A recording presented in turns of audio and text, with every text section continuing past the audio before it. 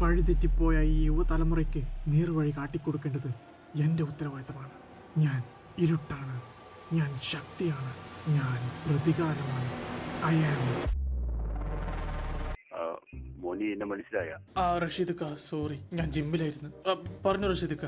മോനൊന്നും പറയണമെന്നൊന്നും വേണ്ട, അല്ലാതെ നമുക്ക് പെരുത്തിട്ടുപോയി. മോനൊരു പ്രശ്നം ഉണ്ടാവില്ല. മോൻ നമ്മൾ പറഞ്ഞ സ്ഥലത്തേക്ക് വരുമോ? മിസ്റ്റർ റഷീദക്ക, എനിക്ക് അരി ഭക്ഷണത്തോടാ താല്പര്യം. അതുകൊണ്ട് പുട്ടും ഇറച്ചിയാണെങ്കിൽ ഞാൻ വന്നേക്കാം. എന്റെ തനി സ്വരൂപം താൻ കാണേണ്ടി വരും. എനിക്ക് വേറൊരു മുഖമുണ്ട്, പറഞ്ഞില്ലെന്ന് വേണ്ട. മോനെ എന്തിനാണ് മോനെ വെറുതെ ചൂടാവണത്? മോനെടാ കണ്ണാ. റഷീദക്ക, ഞാൻ പിന്നെ വിളിക്കാം. Bye bye, love you. അമ്മേ, ഞാൻ പറഞ്ഞില്ലേ എന്നെ അങ്ങനെ വിളിക്കരുതെന്ന്. ഓ സോറി മോനെ. മോനും മുട്ട ഒഴുകിയതും പാലും എടുത്തു വെച്ചിട്ടുണ്ട്. ആ കാറിൽ നിന്ന് ഇറങ്ങി വന്നാട്ടെ, ഇപ്പൊ മായക്കണ്ണനും തുടങ്ങും. ആ, ഞാൻ വരുന്നു. ഓ, വണ്ടി ലോക്കാക്കാൻ ഞാൻ മറന്നു പോയേനെ. ചെല്ലം ചാടി നടക്കണ കണ്ണാപ്പി, ഞാനും നിന്നെ പോലൊരു കണ്ണാപ്പി.